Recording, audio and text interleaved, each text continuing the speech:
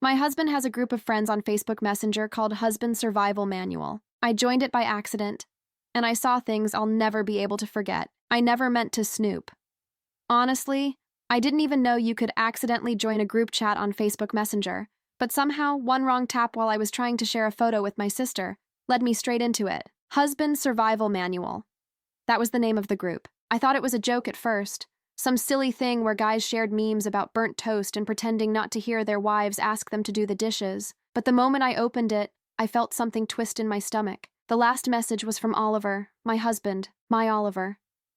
He had written, "If she ever finds out, I'm done. I'll lose everything." That line sat there like a bomb, and my finger hovered over the screen, heart pounding, as if just touching it would set the whole thing off. I wish I had closed the app right then.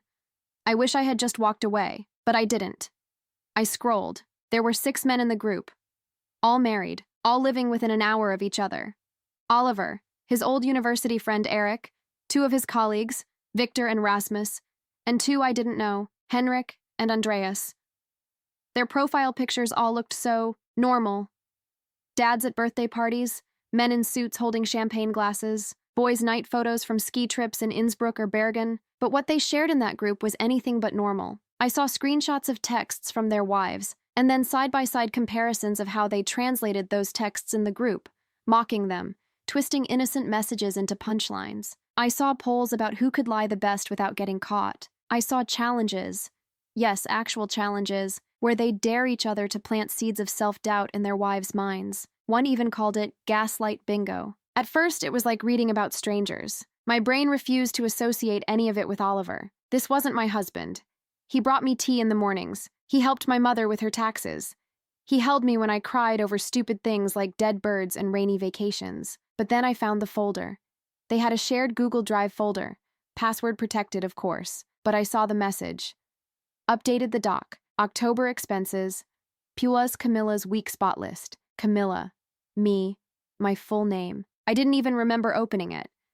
My fingers moved on autopilot. And yes, he used our cat's name as the password. Just one more detail that made me want to vomit. There were 3 documents with my name, each one more horrifying than the last. One was a list of triggers, times I had cried, gotten upset, been silent at dinner, or raised my voice. Beside each, there was an analysis, likely linked to insecurity around aging, possibly suspicious about my time in Berlin. Avoid mentioning her sister.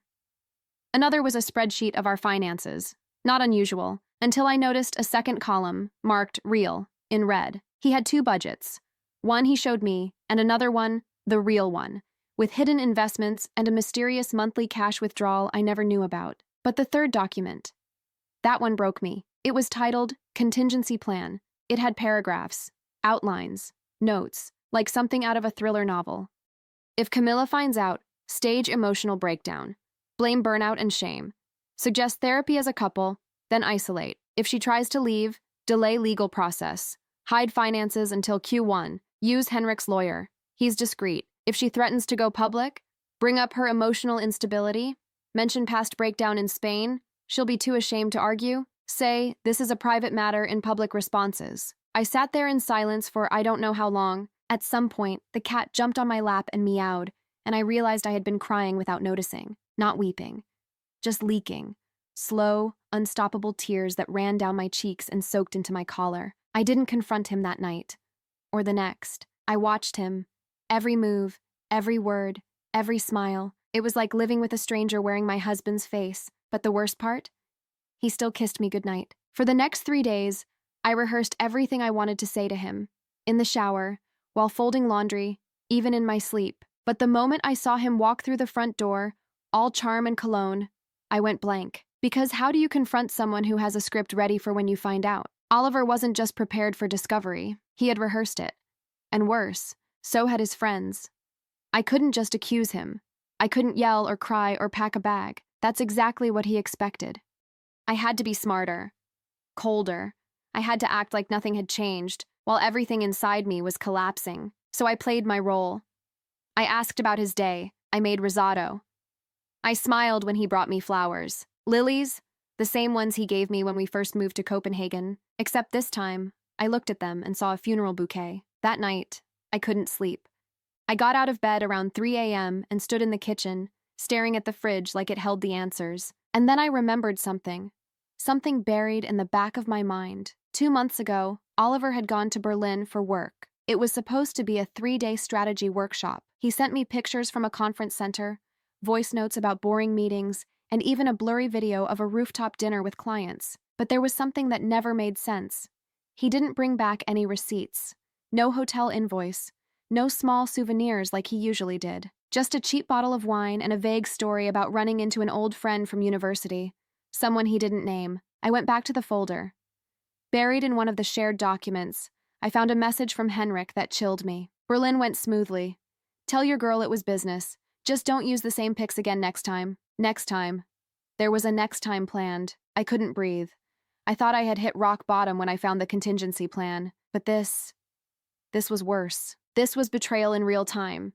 I started collecting evidence. Screenshots, downloads, backups. I sent everything to an encrypted folder only I could access. I bought a second phone and started documenting every conversation, every lie, every little twitch in his face when he spoke. But the hardest part was pretending. Pretending to laugh when he made jokes. Pretending to care when he talked about work. Pretending to fall asleep beside him when my mind was racing with escape plans. And then came the dinner. He invited friends over. Victor and his wife, Lisette. I used to love Lisette.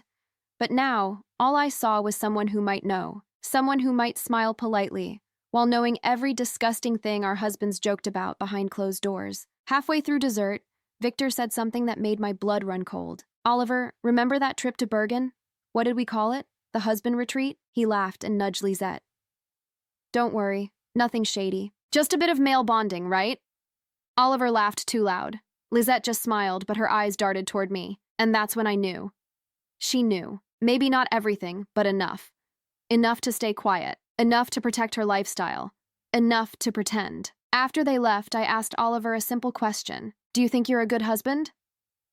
He looked surprised, then smiled. I try my best. Why? I shrugged. Just curious. He kissed my forehead like I was a child, and I had to force myself not to flinch. That night, while he slept, I read every message in that group chat again, and then I found it. The picture. A grainy photo, clearly taken from a distance, through a restaurant window. It was me. Sitting alone, waiting for someone. A timestamp in the corner. March 14th. I remembered that day. I had lunch with an old colleague from university, Felix, who had just moved back to town. We talked about his new job, about life, about nothing really. Someone had followed me, photographed me, sent it to the group. Oliver's message beneath the photo made my stomach turn. Don't worry, boys. I've got eyes on her too. That photo was the final crack. Not just because it meant Oliver was spying on me, but because it confirmed something far worse. He didn't trust me either. All this time, while I worried about how to confront him, he was watching me, planning, monitoring, as if I was the threat. I wasn't the wife in denial anymore. I was a target. The next morning, I called Felix. I tried to sound casual, like I just wanted to catch up. He didn't suspect anything. Just asked if I was okay, said I sounded off. I told him I was fine, that I might need his help soon, but I couldn't explain yet. He didn't ask questions. That's what I always liked about Felix. He respected silence. By the end of that week, I had found a lawyer. Not Henrik's, obviously. Mine was discreet. A woman named Madeleine Gosselin, based in Lyon, recommended by a former client who owed me a favor. I didn't even contact her from my home Wi-Fi. I waited until I was in a cafe across town, paid in cash, and used a temporary email. Madeleine didn't ask for details in writing. We spoke once, voice only, over an encrypted call. I told her I needed information, mostly about financial separation, digital surveillance, and offshore accounts. Her first question surprised me. Is he violent? I froze. No, I said slowly. Just manipulative. Calculating. She was quiet for a moment. Then be more dangerous than he is, but quieter. I almost cried when she said that, because for the first time in weeks, someone believed me. Without proof, without judgment, without offering a cliché about communication or therapy, or trying to rebuild trust. Madeleine sent me a checklist. Things I had never thought about. Backup copies of passports, scans of joint property deeds, insurance policies, accounts in my name, things that could vanish if he decided to play dirty, and he would play dirty. That much was clear now, But I couldn't just leave. Not yet. Because the more I read through those group chats, the clearer it became. These men weren't just venting. They were building something, a system. A brotherhood of manipulation, where every weakness of their wives was documented, analyzed, and weaponized. If I disappeared quietly, he'd spin it as proof of my instability. He had already laid the groundwork. And worse, I'd be leaving them untouched. Free to do this again, to someone else. I had to burn it down, not just for me. So I went back into the group chat and changed nothing. I left it exactly as I found it. Let them keep posting. Let them stay comfortable. I wanted every message, every file, every joke. But I started collecting names.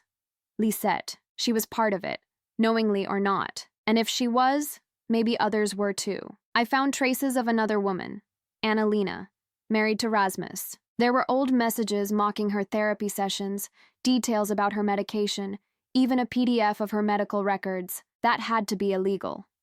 But there it was, shared like a funny meme. I searched for her online. It took me a while, but I found her Instagram. Mostly yoga poses and mountain views, nothing personal. Except one video, saved in her highlights, where she said something that haunted me. Healing is hard when the person hurting you keeps smiling. I saved it. And that night, after Oliver fell asleep beside me, I opened a blank file on my second phone and wrote the first line of what would become my own version of survival. If you're reading this, it's because your husband has a secret manual about how to break you. I didn't know what the endgame was yet. I just knew I needed one. The file I started that night wasn't meant for me. It was meant for whoever came next. Whoever might need proof that these men existed, that what they were doing wasn't banter or private jokes. I kept it hidden in plain sight, disguised as a note app full of recipes. Spinach tart, bolognese, lemon cake. Each recipe was a page of evidence written in coded form. Every ingredient was a date, every measurement a file reference. It was almost poetic.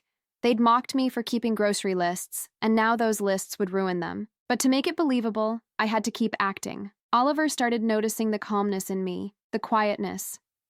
"You're different lately," he said one morning, pouring coffee. "Less anxious." I smiled. "Maybe I'm finally learning how to survive marriage." He laughed, assuming it was a joke. I didn't correct him. During those weeks, I learned more about him than in 7 years of marriage. His routines, his passwords, the way his expression changed when he lied. I memorized every twitch, every micro-hesitation. The man I thought I loved had become a living case study. And then, one evening, I caught him doing something that made everything real again. He was in the living room, headphones on, staring at his laptop. When I passed behind him, I saw the reflection of his screen in the window. Messenger. The group chat. He didn't even bother to hide it anymore. But the message at the top wasn't from him. It was from Eric. "We might have a problem. Annalina's gone." Oliver typed back quickly. "Gone where?" "Left. Packed up. No note. Rasmus is losing it." I walked back to the kitchen before he could notice I'd seen anything. My hands were shaking so badly I almost dropped a plate. Gone. Had she found out? Had she tried to fight back? Or had she just escaped before they could destroy her completely? That night, I checked her social media again. Everything was gone. Instagram, Facebook, even her yoga website vanished. I should have felt relieved for her, but instead, I felt sick. Because if she disappeared without warning, and these men already had a contingency plan for me, then maybe leaving wasn't safety at all. Maybe it was part of the game. The next morning, Oliver told me he'd be working late. I told him fine, kissed him goodbye, and watched his car disappear down the street. Then I grabbed my coat and went to see Lisette. She didn't expect me. I could see the flicker of panic in her eyes when she opened the door. Her house smelled of lemon cleaner and tension. "Camilla, what a surprise." I didn't bother with small talk. "Did you know about the group?" I asked quietly. Her smile faltered. "What group? The husband survival manual." Silence, then a sigh. She stepped aside. "Come in." Inside, she poured 2 glasses of white wine without asking. The clock ticked loudly. When she finally spoke, her voice was tired. "I told Victor it would end badly," she said. "But he said it was harmless. Said it was just men being men." "Harmless?" I snapped. "They share private information about us. They follow us. They plan lies." Lisette's hand trembled as she set down her glass. "You think I don't know? Do you think I haven't read what he wrote about me?" She opened her phone and scrolled. For a moment, she looked older, fragile. They said I was easy to control if you cry first, that I'd stay no matter what. We sat there in silence, two strangers linked by humiliation. When I finally spoke again, my voice was steady. They've built a system. We can't just run from it. Lisette looked up. Then what do you want to do? I didn't have a full plan yet, but the outline was clear in my head. I want to make them read their own manual. Lisette stared at me for a long time. No words, just a quiet, almost frightened recognition in her eyes. Then slowly, she nodded. I'll help you, she whispered. But not for you. For me, that was good enough. We spent the next 2 hours sitting at her dining table like war generals, phones between us, scrolling, copying, remembering. She showed me things I hadn't seen before. Screenshots Victor had carelessly left on their shared tablet. A second phone she once found hidden in his gym bag. There was even a voice memo. A drunken recording from a weekend in Bergen. I recognized Oliver's voice instantly. She's too emotional to ever be taken seriously. That's the beauty of it. If she ever talks, people will just assume she's having another episode. I didn't cry. Not this time.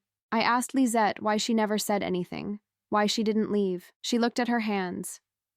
Because they don't just trap you with love, they trap you with reputation. That's when I realized what I needed most. I didn't want revenge. I wanted credibility. I wanted people to believe me the moment I opened my mouth, not ask questions, not second-guess my version. I needed my story so airtight, so undeniable, that no man could twist it into hysteria or paranoia. So I built a plan around that. Around truth. Undeniable, traceable truth. It started small. Anonymous posts on forums under fake names, soft disclosures about a group of men with a system. Nothing detailed, just enough to bait the hook.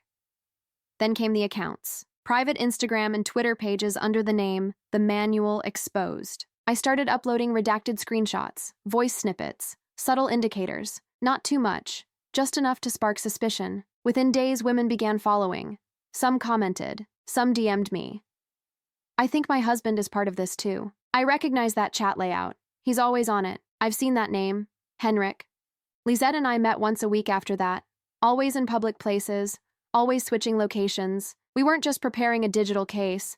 We were preparing each other. For war, for fallout, for anything. One evening, as we sat in a crowded cafe in central Copenhagen, she handed me a flash drive. What's this?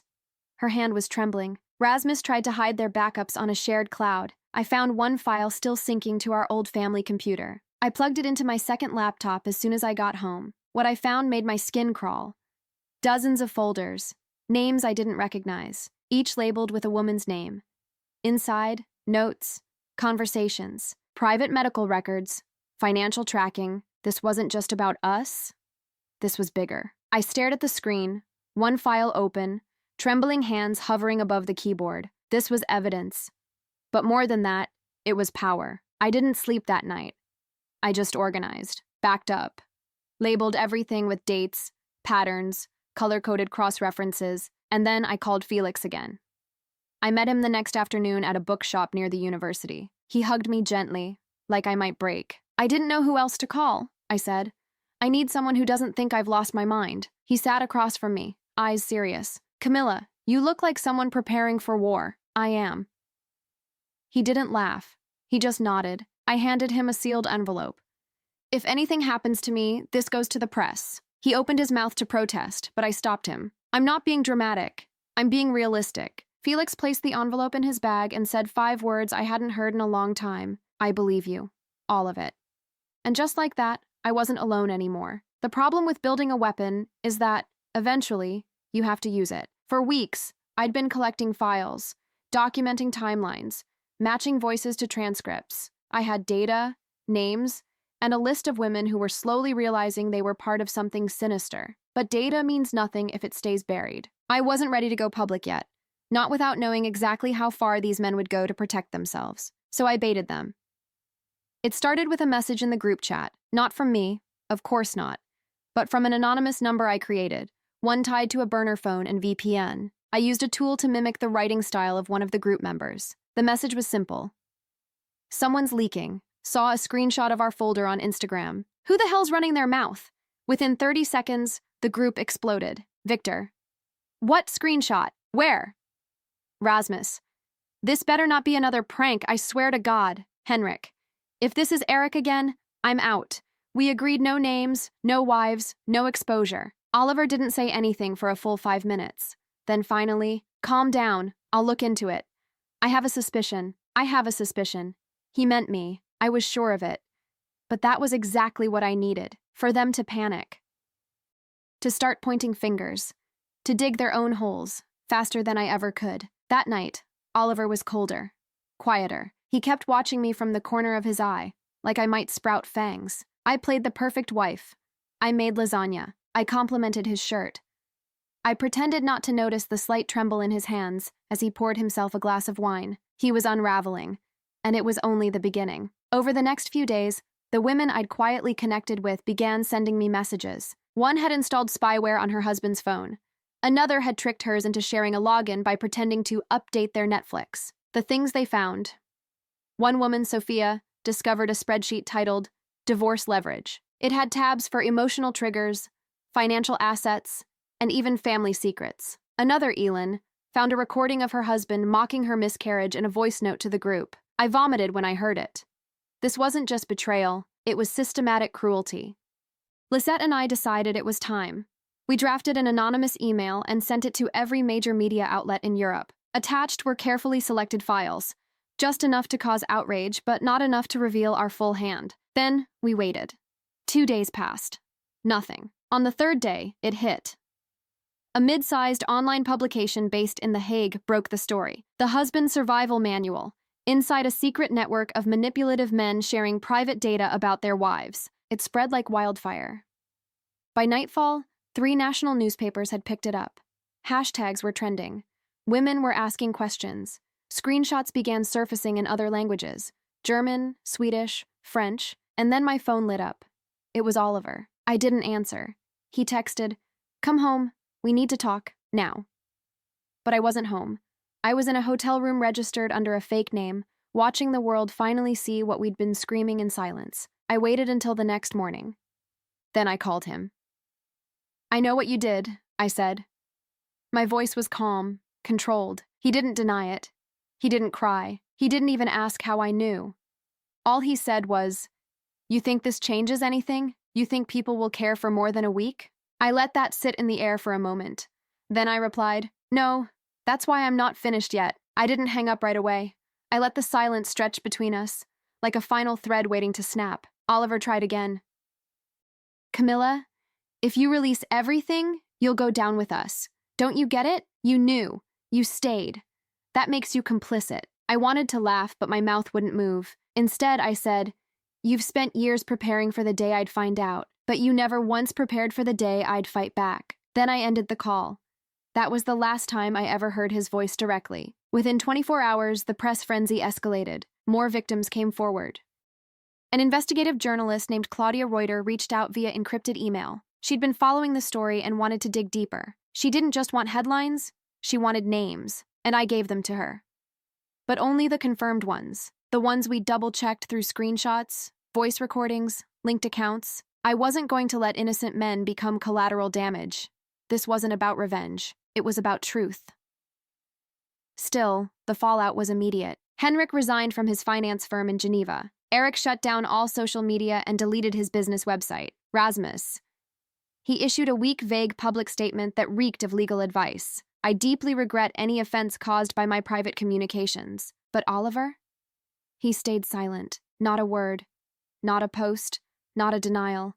Just silence, which, ironically, spoke louder than anything else. That silence was what made me nervous. Because if he wasn't defending himself, wasn't trying to spin it, it meant he was planning something.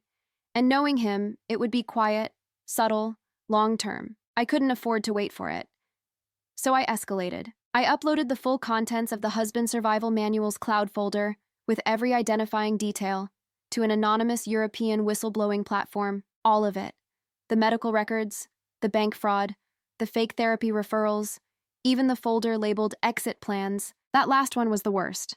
It detailed how some of them had quietly shifted joint assets into offshore accounts months, sometimes years, before their wives even realized divorce was on the table. They had built their escape routes in advance, leaving us nothing but confusion and shattered credit reports. The reaction to the leak was immediate and vicious. The hashtags turned into protests.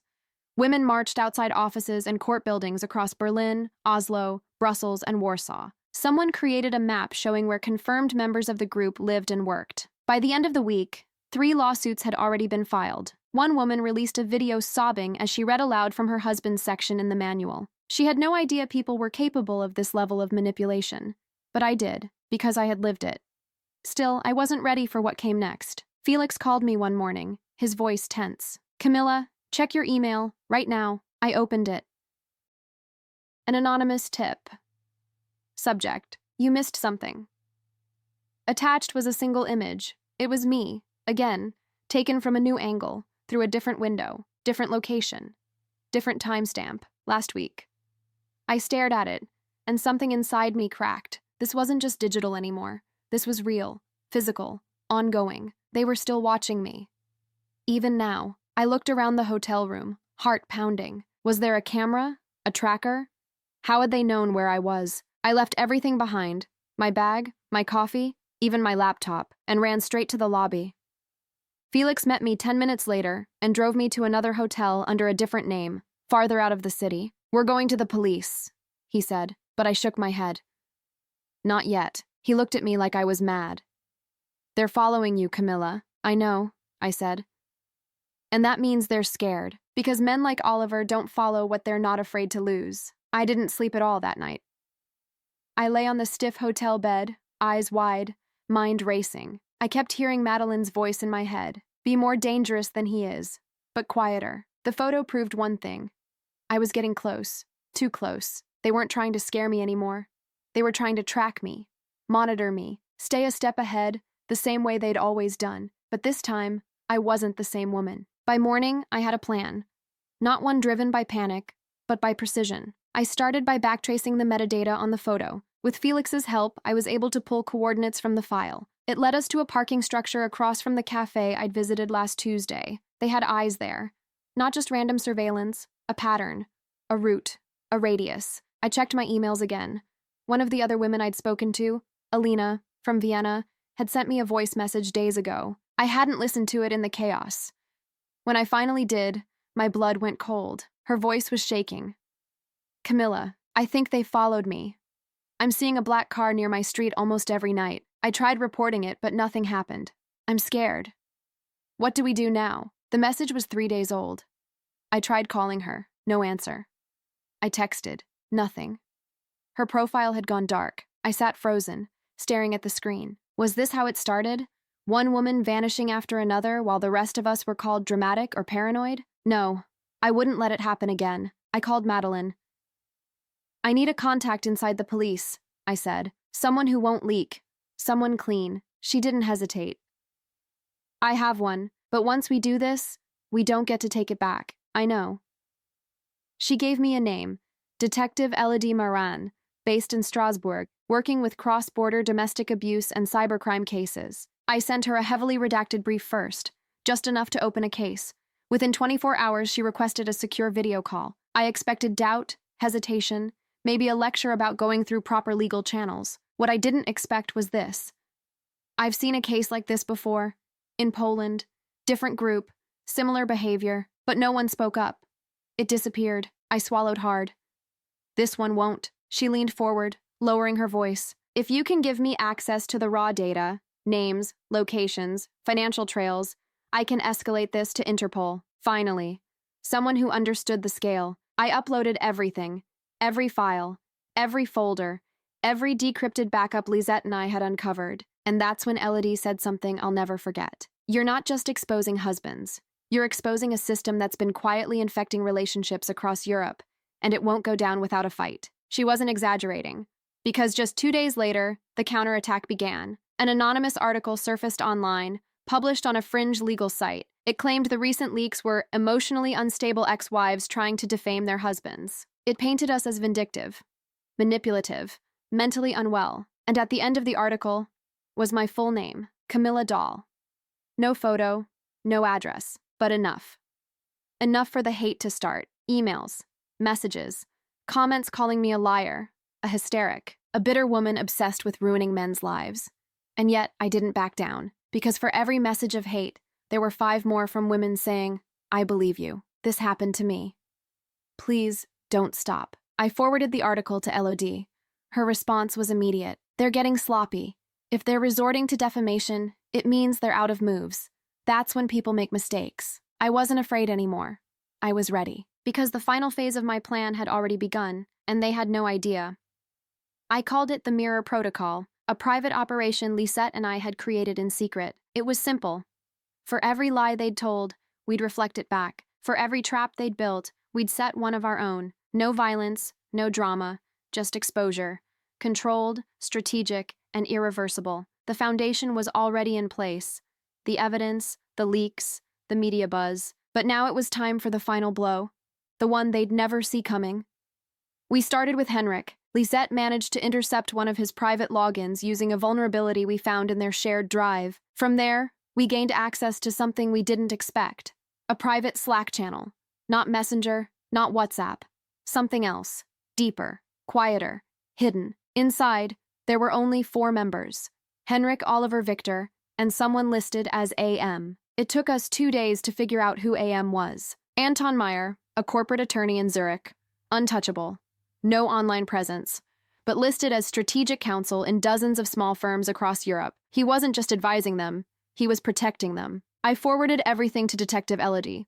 Her reply was brief, almost clinical. "Congratulations, you just cracked the upper layer of the network. This goes far beyond domestic manipulation." She requested an emergency task force review. Suddenly, I was no longer a whistleblower. I was a key witness. Lisette and I were moved to a secure location under new aliases. Phones confiscated, no internet access, just a room with neutral walls and the ticking sound of time finally catching up to them. But Oliver wasn't done. While I was offline, he made his move. An anonymous blog post appeared with photos of me, some real, some altered. The article called me a professional fraudster, accused me of blackmailing multiple men across Europe for financial gain, claimed I had a history of psychiatric hospitalization in Spain. I didn't even need to check. I knew he used my own past against me. Twisted truths, half-memories, things I told him in confidence. But what he didn't know was that I was prepared. Because 1 week before, I had sat in front of a camera and told my entire story. Every detail, every document, every tactic they used. We recorded for 6 hours. Claudia, the journalist, had the footage. She promised to only release it if something like this ever happened. 3 hours after the blog post went live, the video dropped. The Husband Manual, Inside the Secret Network Built to Break Women, a confession by Camilla Dahl. It was raw, unfiltered. I cried twice. I paused often, but I told everything: the surveillance, the gaslighting, the digital trails, the contingency plans, and people listened. Not just online, not just victims, politicians, lawmakers, police departments, European human rights groups. Within 48 hours, the fallout began. Henrik was arrested for data privacy violations and unlawful surveillance. Victor was suspended pending investigation. Rasmus fled the country. Anton Meyer's firm was raided by Swiss authorities. And Oliver? He issued a statement. A pathetic, calculated statement. "I loved my wife. I never intended harm. I was misled by a group of men I trusted." A group. Not a cult he helped lead, not a system he helped create. But that was his last mistake. Because by then, Interpol had issued international warrants. Evidence was mounting of cross-border fraud, digital abuse, and conspiracy. The Husband Survival Manual wasn't a private joke anymore. It was officially recognized as an organized digital abuse ring. And me? I wasn't a victim anymore. I was their reckoning. The day Oliver was arrested, I didn't feel what I thought I would. No triumph, no justice, no satisfying rush of revenge. I just felt quiet, like I'd finally stepped out of a burning house and realized how long I'd been holding my breath. It happened at dawn. The French authorities coordinated with Danish police. He was taken from our home, my former home, without resistance. The footage made the news. Him in a gray hoodie, head down, jaw tight. No words, no apologies, just silence. By midday, my name was trending again, but this time, the comments were different. Strangers were calling me brave. Survivors were calling me sister. Lawyers, psychologists, even MPs across Europe were calling for reform. But all I could think about was Alina. Still no word, no trace, no signal. It haunted me. I called Elodie, desperate for news. She said they were working on a lead, that someone using Alina's ID had crossed into Croatia weeks ago, but the trail was thin. It could be her. It could be someone else using her identity. She might have vanished on purpose, Elodie said gently. Some people don't want justice.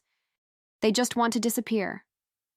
I understood, but I couldn't accept it. So while the world was finally reacting to what we'd uncovered, I kept digging. Just me, Lisette, and Felix, still connected through encrypted messages, still refusing to rest. Lisette had started speaking publicly, too. Her interviews were sharper than mine, colder, angrier. She'd been quiet for too long, and now her voice carried weight. One line from her first speech stayed with me. They built a manual to control us, so we wrote one to destroy them. The press ate it up. Women quoted it, turned it into art, stickers, protest banners. Suddenly, the Mirror Protocol wasn't just our secret strategy. It had become a movement. Across Europe, women began organizing their own investigations. Facebook groups popped up overnight, filled with people sharing patterns, collecting names, comparing messages. A network of digital survivors, refusing to be quiet anymore. And then, something happened that changed everything. A new folder was anonymously uploaded to the whistleblowing platform, titled Backup Wife List, Finn. Inside were over 200 names, first names, last names, cities, ages, notes beside each. She cries when criticized. Wants kids badly.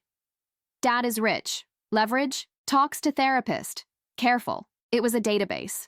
A literal shopping list of vulnerable women. Some had never even dated the men involved. They were targets in advance. Candidates for future relationships. We had only scratched the surface. This wasn't just a network of bad husbands anymore. This was organized predation. Elodie launched an immediate task force.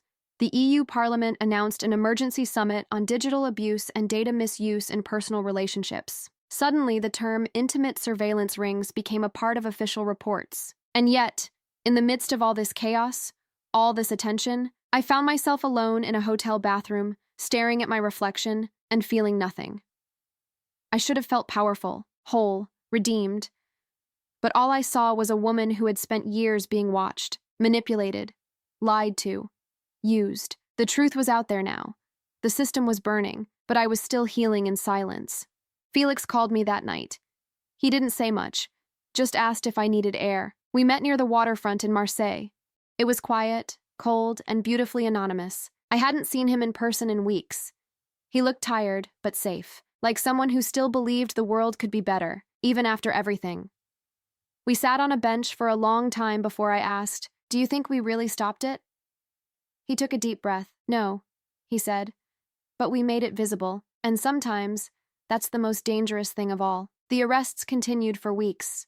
By the end of the second month, 12 men had been detained in 5 different countries. Charges ranged from digital surveillance and identity theft to financial fraud and conspiracy to psychologically harm their partners. Still, the core question lingered. How many more were out there? Because for every name we confirmed, another 3 surfaced in whispers, in screenshots, in half-deleted comments, in stories too painful to verify. It was like cutting off the head of a hydra. You never knew how many would grow back. But something had changed. Women weren't afraid anymore. They were angry, united, loud. Lisette had started a foundation, Echoes of Her, dedicated to supporting survivors of emotional and digital abuse. Within weeks, it was flooded with messages, hundreds of stories, from women who had once doubted their own memories, their own worth, their own sanity. And yet, in the eye of that storm, I kept thinking about Alina. Still no word. Still no face in the news. Just that voice message, just the fear in her silence. I went back to her last known post, a photo of a seaside trail in Split. I stared at it for hours, hoping for something, anything, a clue, a shadow, a reflection. Then I saw it, a graffiti tag in the corner of the frame, faded but legible. "Free the manual." It was the same phrase used by a group of female activists in Croatia who had launched their own local campaign after our story went global. They had been spray painting the phrase across government buildings, metro stations, and even courthouses. That meant Alina had seen it, or maybe she had written it. I sent the photo to Elodie. She agreed. It was likely recent, maybe only days before Alina vanished. It gave me just enough hope to keep moving. The next blow came from somewhere I never expected. Anton Meyer's office leaked. Not officially. No one claimed responsibility. But suddenly, hundreds of encrypted emails were made public. Messages between lawyers, bankers, and, most disturbingly, psychologists. Some of the men had consulted professionals not for help, but for strategy. How to talk, how to cry on cue, what words made women feel guilt fastest. There were phrases underlined in bold. Use past traumas to shift focus. Express regret but avoid specifics. Praise her strength before isolating her. It was all there. Typed out in cold, emotionless language. This wasn't accidental cruelty. This was engineered. Claudia, the journalist, published an exposé titled "Gaslight Science: The Industry Behind Emotional Control." It went viral in under 6 hours. Suddenly, everyone was talking about emotional programming, abuse scripting, weaponized therapy language. But for me, it wasn't theory. It was personal, because I remembered all the moments Oliver used those exact phrases. I remembered the "I'm proud of how strong you are" just before he twisted a knife into my guilt. The "You always overreact to things like this" when I cried about something he pretended hadn't happened. He wasn't improvising. He was reading a script. And now, the whole world could see it. But just as the momentum peaked, just as we felt the shift of power fully leaning toward us, something happened that pulled the ground from beneath me. Lisette called. She was crying. "I think I've been hacked," she whispered. "My files, Camilla, they're gone. All of them." I froze. "How?" I asked, voice sharp. "I don't know. I didn't click anything. But my laptop shut down last night, and when I opened it today, blank. Like it never existed. I checked mine. Still safe. But we both knew what this meant. Someone was still inside. Still watching. Still moving pieces while the world watched the fire. And then I got the message. No name. No number. Just a single line. "You started this. Let's see if you can finish it." The message wasn't a threat. It was a challenge. That's how they saw it. Not as justice catching up to them. Not as consequences. But as a game. One last attempt to flip the board. Even if the pieces were already falling. I stared at the screen for a long time. Then I typed one word back. Try. Within hours, my encrypted storage was attacked. First, my backup files disappeared. Then, the cloud links I'd sent to LED stopped responding. Even the whistleblower site that hosted our first leak went down for technical maintenance. It was coordinated, controlled, and terrifying. Lisette and I met at a safe house outside Geneva that night. She looked pale, furious, exhausted. There were shadows under her eyes that hadn't been there a week ago. "They're going underground," she said. "Destroying evidence, going dark. You saw what they did to the platforms." I nodded. "This is the real them. Not the men in suits, not the quiet husbands. This." They were cornered, which made them dangerous. And then, a break. Felix called with news. Someone had emailed him. An anonymous tip, encrypted, signed only with the initials AK. The subject line, "Alina isn't gone. She's in hiding, and she's ready." I felt my chest seize. We opened the attachment, a voice note, dated 2 days ago. "Camilla, if you're hearing this, it means you didn't stop." Good, I didn't either. It was her. "I've been watching from the outside. They think I'm broken, but I was buying time. I have my own copies. Things you don't have. Things they never meant anyone to see. But I won't send it yet. I need your word. That when this ends, it ends publicly. No hush settlements, no backdoor deals. They go down in the light." Felix looked at me. "Can you promise her that?" I didn't hesitate. "Yes." We replied with a secure file drop, a way for her to upload what she had directly to Elodie's task force. She responded with a location, a small library in Split. 4 p.m. Thursday. One person, no phones. I was on the first train out. I barely slept on the journey. The window beside me blurred with rain and reflections of faces I didn't trust. My heart pounded the entire way, my mind filled with every scenario.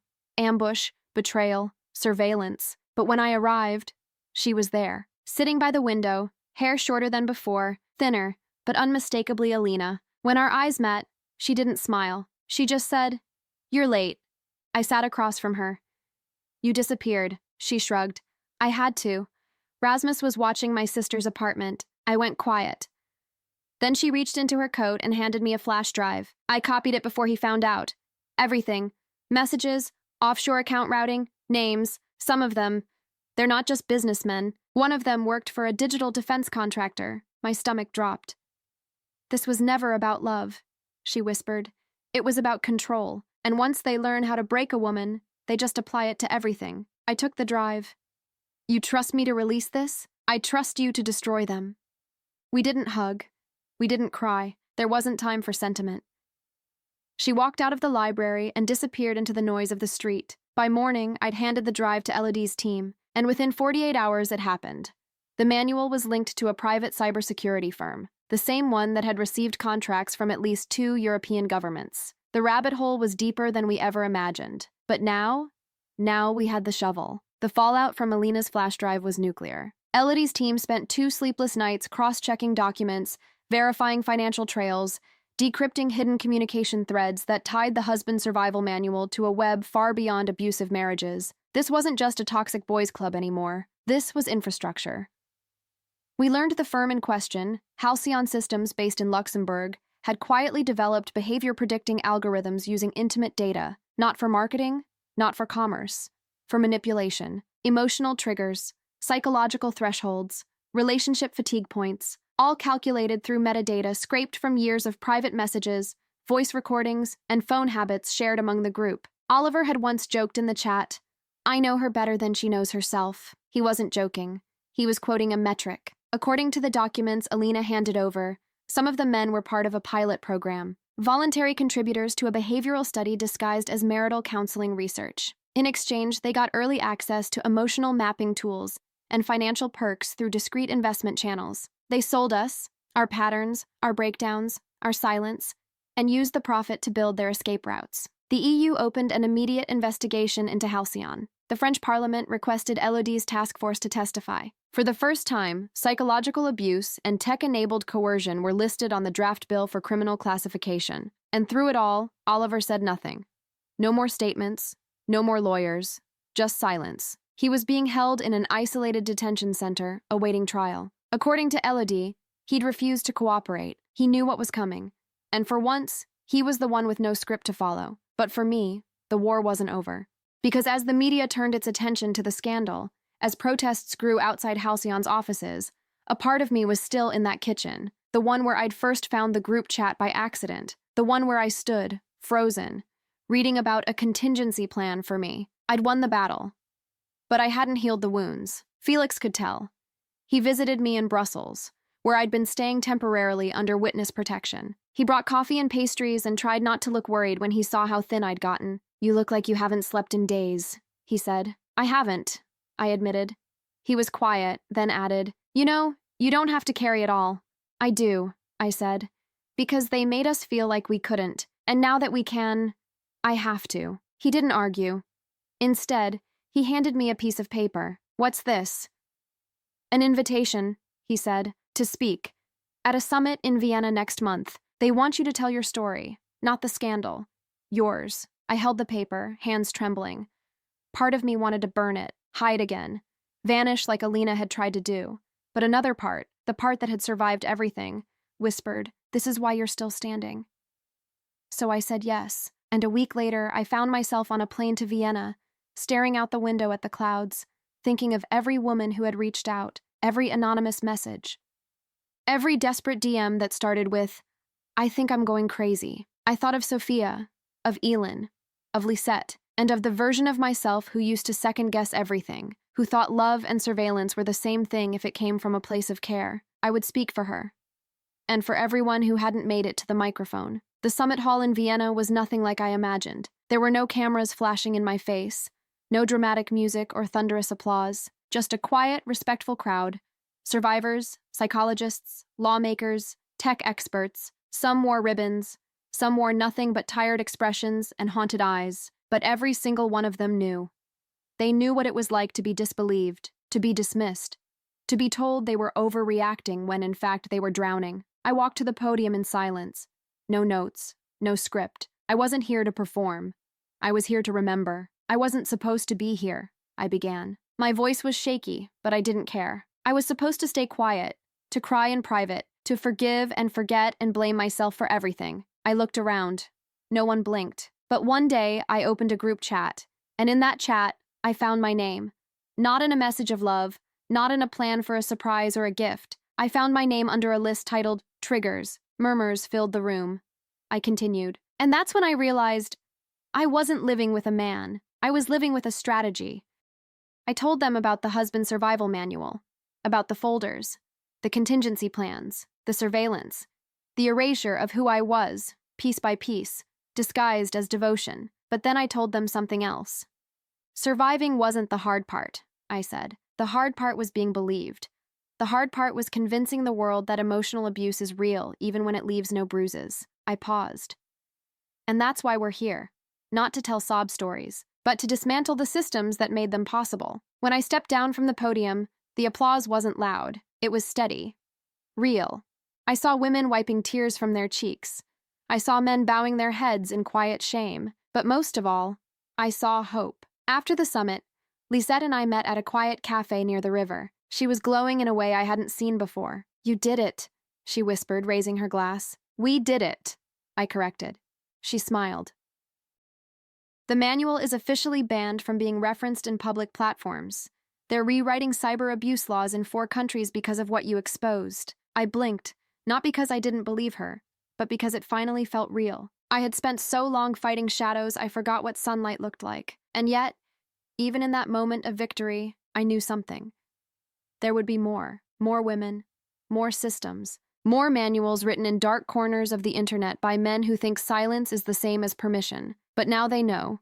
Someone is watching. And this time, it's not them. That night, back at the hotel, I opened my laptop and began typing again. Not for the court, not for the press, for her. The next woman. The one who'll feel that something is wrong, but won't know why. I started the file with the same words I'd written months ago. If you're reading this, it's because your husband has a secret manual about how to break you. And below that, I added, but this time he won't finish it. The email came 6 weeks later. No subject, no signature, just a single sentence. Thank you for giving me a way out. There was no name attached, but I didn't need one. I'd seen enough messages like that by now to know exactly what it meant. Somewhere out there, another woman had read the story. Maybe in a headline, maybe in a hidden thread, maybe in a desperate midnight scroll through a subreddit with shaking hands. And instead of doubting herself, she had listened, and she had left. That was all I needed. Not apologies, not closure, not even justice. Just the knowledge that the silence was breaking, and that I had played even a small part in cracking it open. Lisette's foundation had expanded. She was working with advocacy groups in 8 countries now. Felix had started helping men speak out about their own experiences with manipulation. Because yes, it happened to them too. And Alina, she was free. She hadn't gone back to Vienna or posted anything public, but she messaged me now and then, little updates. I'm learning how to sleep again. I took a train without telling anyone. It felt good. I smiled today, and it wasn't fake. I saved every message. As for me, I stayed in Brussels a little longer. I needed space, not just from Oliver or the past, but from the version of me who had survived all of it. She was strong, but I didn't want to be her anymore. I wanted to laugh without scanning the room first, to trust my own memory without double-checking it, to love, maybe one day, without waiting for the lie. One evening, as I walked along the canal, my phone buzzed. It was a voice note from Claudia, the journalist. I hit play. They've shut down Halcyon, fully. New legislation is being pushed across the EU. Some are calling it the Camilla Act. I thought you should know. I stopped walking. I stood there, in the orange twilight, listening to the city breathe. Not because I needed the credit, not because I wanted recognition, but because I had once been told I was too emotional to ever be taken seriously. And now, my name was being used to protect people. I went home, sat at my desk, and opened the file one last time. The Mirror Protocol. The folder was full now, with testimonies, resources, links, evidence, and a guide for how to fight back. Not with violence, but with truth. I compressed it into one final file, and I sent it to 5 journalists, to 10 lawyers, to 50 women who had asked for it. No strings attached, no hidden demands, just this. Use it. Rewrite the ending. Then I closed the laptop, and I slept for 12 hours straight. For the first time in years.